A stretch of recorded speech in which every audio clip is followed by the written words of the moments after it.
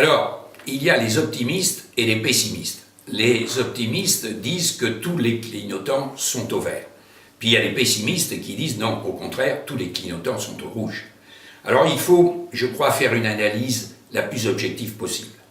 Nous venons de connaître 3 années de développement du padel, un développement mesuré. Ce n'est pas comme dans les années 80 pour le tennis, avec des milliers de cours qui ont été construits. Non, là, on parle d'une centaine, voire 150, 200 cours qui ont été réalisés. Mais par qui ont-ils été réalisés?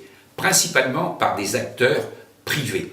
Ce sont des gens qui ont investi parce qu'ils croyaient dans l'économie du padel. Et aujourd'hui, fort est de constater qu'une grande partie de ces clubs privés sont en difficulté. Et pourtant, ce sont eux les piliers de l'avenir du padel en France.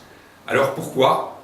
Eh bien, certains diront parce qu'il n'y a pas une entente entre la Fédération française de tennis, qui a le devoir de développer le padel, et ses clubs privés. C'est dommage, nous avons fait des propositions aux uns et aux autres, certains nous ont écoutés. Eh bien, pendant l'Open de France de padel, nous allons réunir les clubs privés, nous allons parler avec eux comment on peut mutualiser les ressources pour qu'ils puissent continuer leur développement et par-delà même développer le padel en France. Mais c'est pas simple, c'est pas facile.